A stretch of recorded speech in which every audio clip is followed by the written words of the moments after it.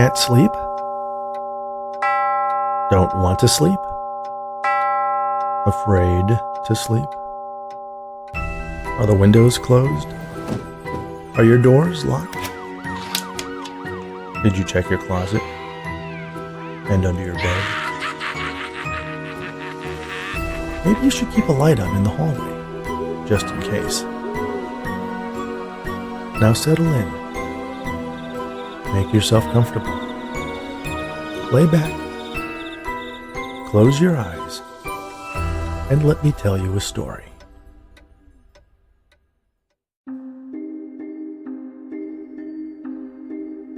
Everyone is looking for shortcuts these days to lose weight, increase energy, and just be healthier. Some people say there's no substitute for a healthy diet and exercise. But who has time for that? If there was something you could eat or drink that would allow you to lose weight and feel great, would you try it? Or would you wonder if it was too good to be true? How can I help you, Mr. Wallstrom? It's Dr. Wallstrom, the little man seated in front of my desk corrected. Okay, Dr. Wallstrom. I looked at my watch. I had 20 minutes before my next meeting. My assistant, Jean, had pressed me to see the peculiar little man. He had been pestering her for an appointment for days, calling hourly to see if a gap had opened up in my schedule. For her sanity, I agreed to squeeze him in. I can give you about 15 minutes, I told him. He nodded, then leaned forward, a serious look on his face. I think your company is killing people, he declared, getting right to the point. I tried not to laugh. The notion was absurd. Well, I can promise, as VP of Product Development for Quantum Nutrition, that is not the case. We rigorously test everything we sell. It's the Q, he continued. Q? I asked. Q was our flagship product, the #1 selling energy drink in the world, featuring our patented ingredient, Protein Q. It's the only thing that makes sense, he insisted. Dr. Wallstrom, I can assure you if Q was killing people, we would know about it. He took a sheaf of papers from his bag and laid it in front of me. There were charts and graphs and pages of reports. He poked a pudgy finger at the words and numbers in front of me. Do you see? Do you see what your company is doing? What am I looking at? The rate of excess death. Excess death? The number of deaths beyond what is statistically expected. It's been growing over the last 5 years. He searched through the papers for something and found another graph. Almost exactly in sync with the rate that your Q energy drink has been growing in sales. I looked at the pair of graphs that indeed showed a similar rising line across both data sets. Dr. Wallstrom, you seem like an intelligent man. I don't think I need to remind you that correlation does not mean causation. There's nothing else that fits. If Q was killing people, it would be the biggest news story in the world. Quantum Nutrition is the richest corporation on the planet. You don't think they have the resources to bury whatever they don't want the public to know? He poked at the papers again. They're hiding it right in plain sight. Wallstrom sat back in his chair. I thought since you were a scientist you might be different. But you're in on it, aren't you? There's nothing to be in on, I protested. In fact, I can show you thousands of studies that show the health benefits of Protein Q. The reduction in obesity alone is saving millions of lives. That's my point. How can something that so radically transforms the health of the population be beneficial? Are you listening to what you're saying? Dr. Wallstrom shook his head, frustrated. He gathered his papers and shoved them back into his bag. Have you ever heard the expression, too good to be true? Of course. There's something going on. There's something about Protein Q that Quantum Nutrition is not telling us. Maybe you're not in on it, but you're turning a blind eye to the consequences of what your company is doing. Good day, sir. He stood up, turned around, and left my office, walking briskly past Jean's desk and into the corridor. Jean poked her head in the door. Sorry, nothing I said would satisfy him. He insisted on talking to you in person. She took a sip from the can of Q she was holding. Many people had replaced their morning coffee with the energy drink. Starbucks and the other big coffee retailers had seen a drastic cut in market cap as Q became more popular. "Don't forget your meeting," she reminded me. I glanced at my watch again as I got up from behind my desk. "Thanks," I said to Jean as I passed by her. Something seemed odd. I paused and looked at Jean. She smiled awkwardly. "What?" "Have you gotten taller?" I asked. "What?" "Different shoes?" "Same ones." "Haircut?" "No." Usually when I was standing face to face with Jean, I looked down at her. But today I was looking her straight in the eyes. "Maybe you're getting shorter," she offered, taking another sip from her can of Q. I smiled. That must be it. As I walked home at the end of the day, I saw 3 ambulances racing through the crowded streets, their lights flashing and sirens blaring. It made me think of Dr. Wallstrom's accusations about excess deaths. Were there usually so many emergencies? Maybe my morning visitor's claims about increasing excess deaths were just making me hyper-aware. After returning home, I changed and then called an Uber to take me to a restaurant uptown to have dinner with my fiancée, Rachel. She, like everyone else in the trendy bistro, ordered calorie-laden appetizers, a rich main course, and a decadent dessert, accompanied by a glass of hard Q, the alcoholic version of the energy drink. Despite her menu choices, she was surprisingly thin and healthy. Q had transformed America from a population of obese, diseased souls into a nation of fit and vigorous people. We even had a version of it for schools called IQ, which some credited for rising test scores. Protein Q did wonders. It blocked the intake of bad, empty calories from carbs and sugars, and enhanced one's metabolism so that you could eat virtually anything you wanted and still lose weight and feel great.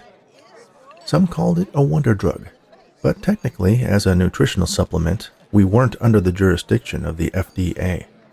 Naturally, the product's success catapulted Quantum Nutrition to enormous financial gains, and our CEO had leveraged the rise in our stock price to diversify into various environmental projects as well. One of our biggest was the development of sink ponds, another huge revenue source for the company. The scientists in our biolabs had engineered a plant they called water cherries. Like other plants, it used carbon dioxide for food, but in vastly larger amounts. They turned out to be the holy grail of carbon sequestration, packing the product of our industrialized society into little red round nuggets that were themselves a revolutionary food source responsible for wiping out hunger around the world. The sink ponds were scattered all across the globe and seeded with the water cherry plants. Governments invested billions into the simple carbon sequestration technology, and Quantum Nutrition received just as much for carbon credits paid by the remaining CO2-intensive industries on the planet.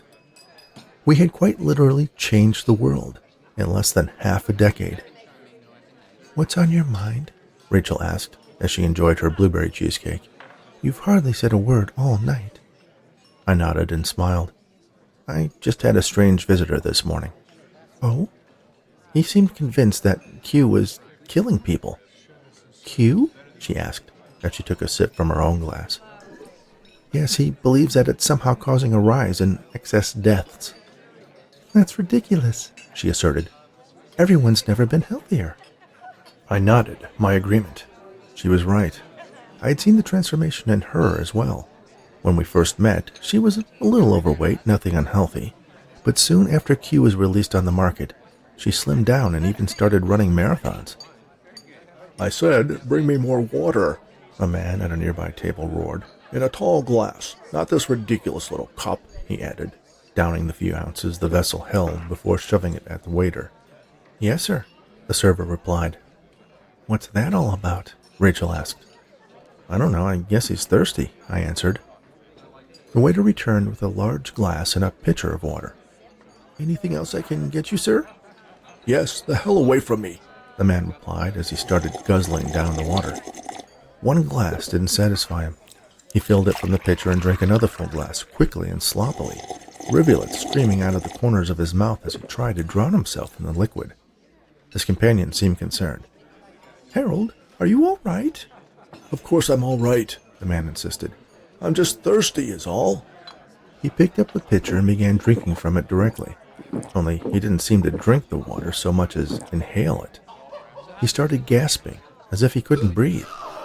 Then I saw that his shirt was getting wet. Not just a little, like from the water dribbling down his chin, but completely soaked. He stood up and ripped his shirt open, sending the buttons flying across the room.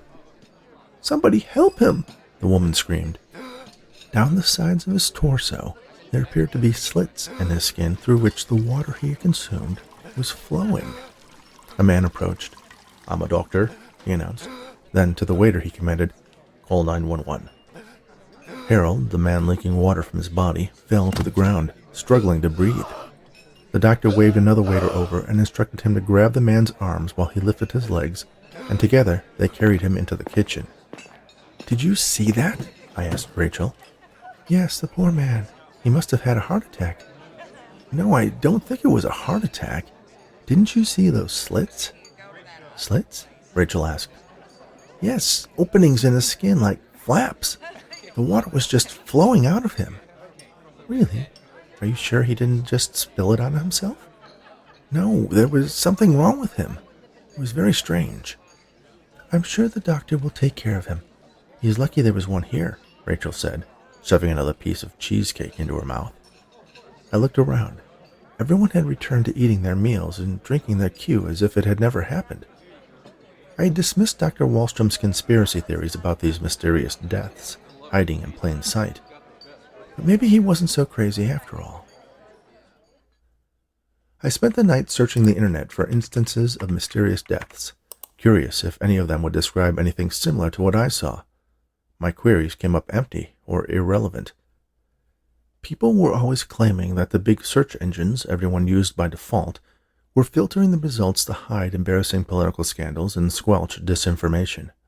I decided to try one of the alternative sites.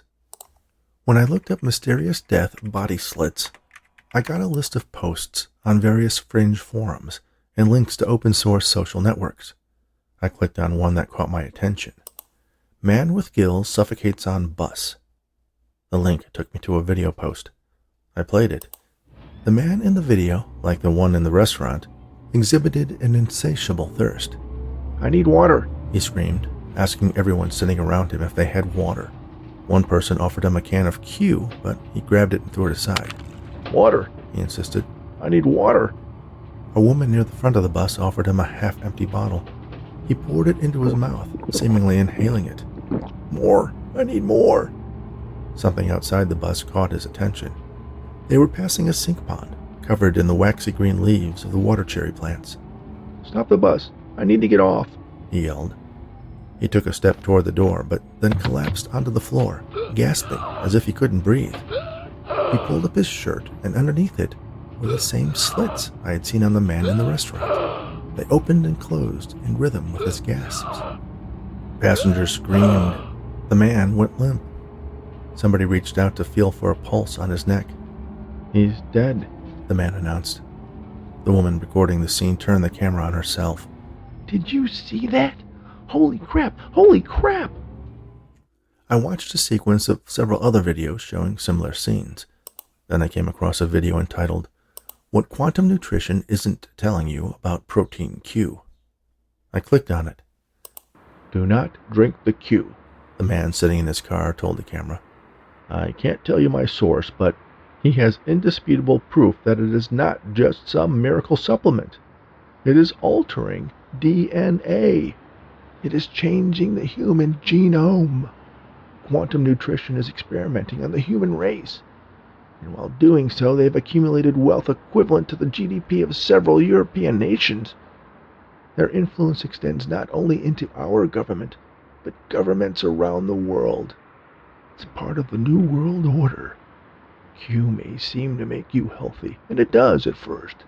That's how they get you hooked.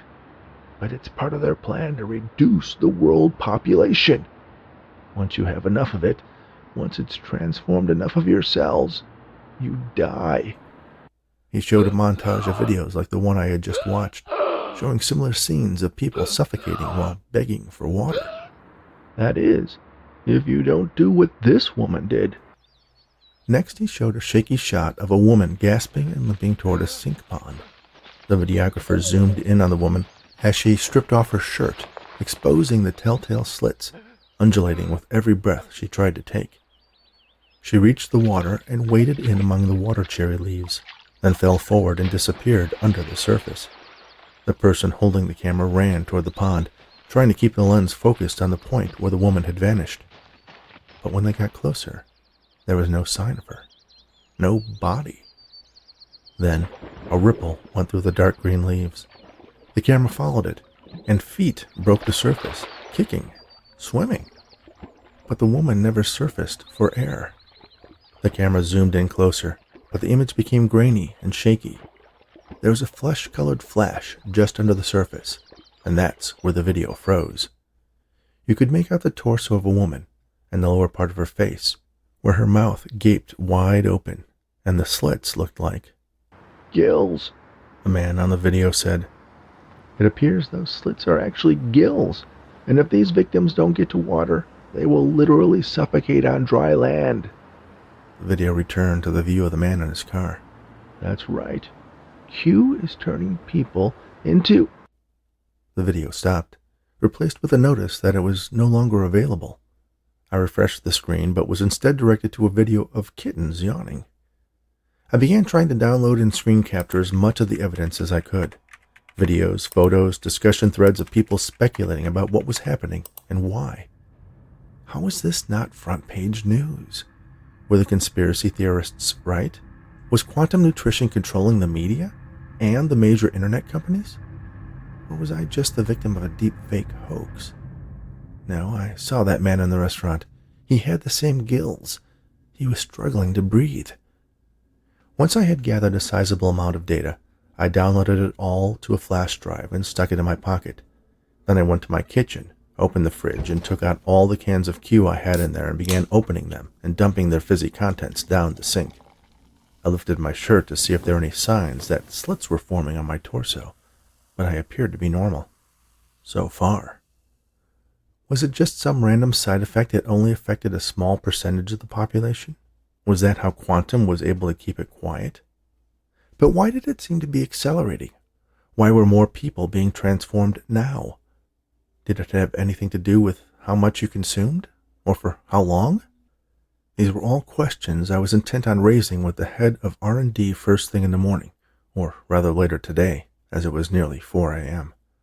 I lied down, but couldn't sleep, and stared at the ceiling until my alarm clock rang. Don't tell me you haven't seen this stuff. I know the company monitors the internet for anything related to quantum nutrition, I said to the man in the lab coat leaning against a counter. He glanced disinterestedly at the photos of people with gills up and down their sides. Of course I've seen it. It's a joke. Deep fakes. Memes. What I saw in that restaurant last night was not a meme, I protested. It was probably dark. You had a few glasses of hard Q, and then you go down this crazy online rabbit hole and your mind convinces you that's what you saw. Roger, I'm not imagining it. This is real.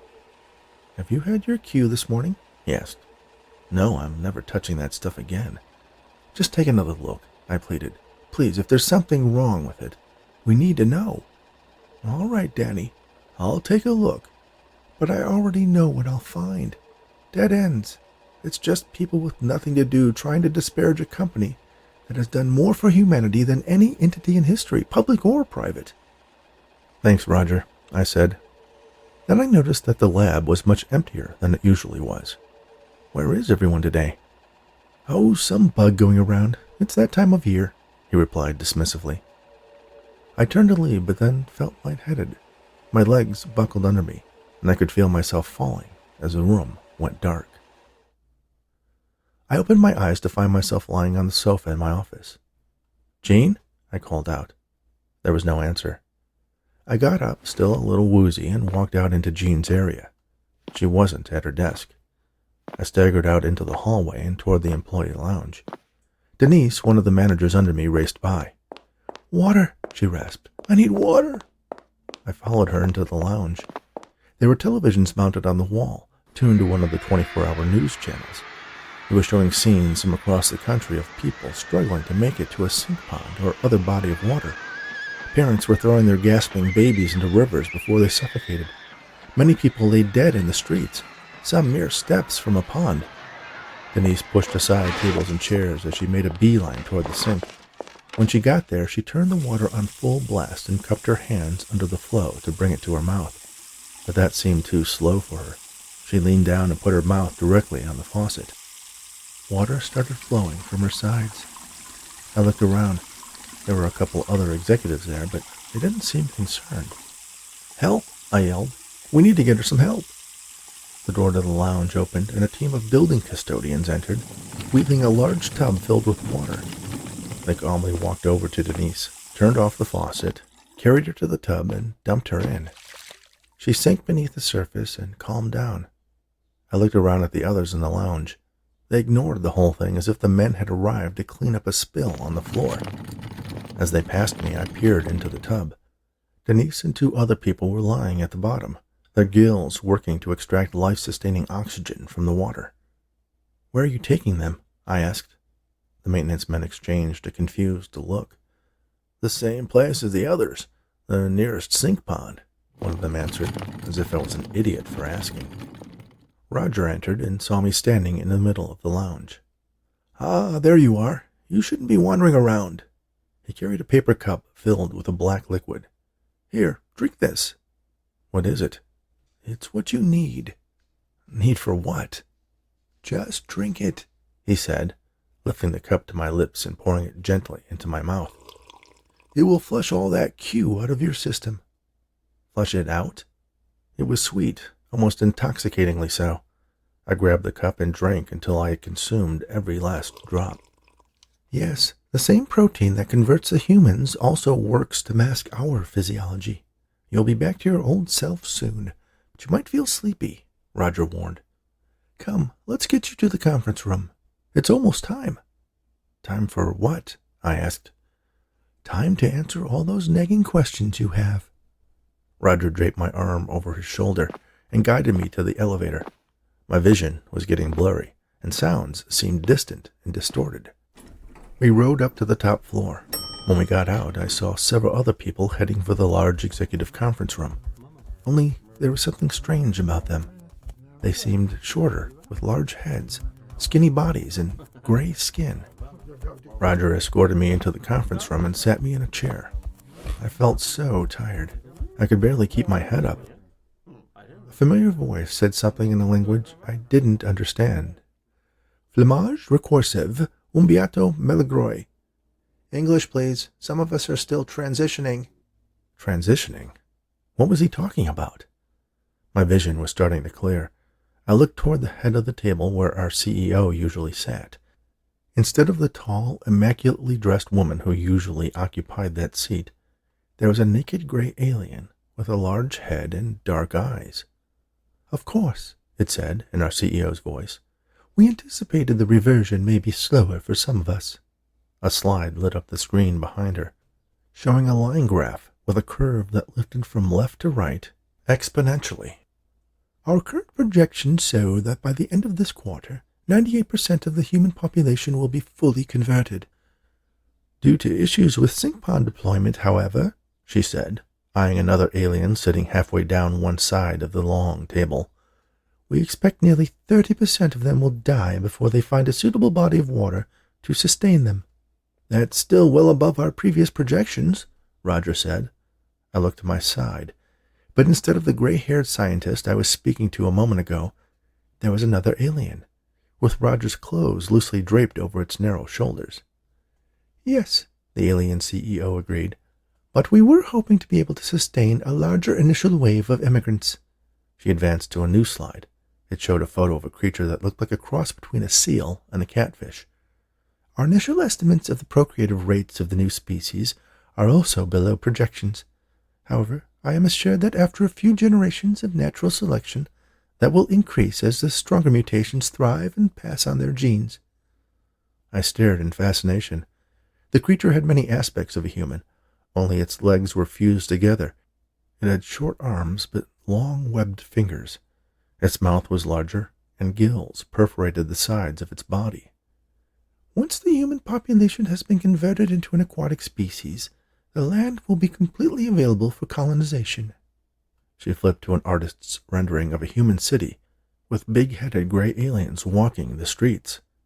We will, of course, need to convert their energy systems. And even though the native flora and fauna aren't compatible with our digestive systems in our natural form, the flesh of the converted humans will have the requisite nutrients required to sustain our population. Flesh of the humans? I thought to myself. Sustain our population? Were they talking about eating the water people?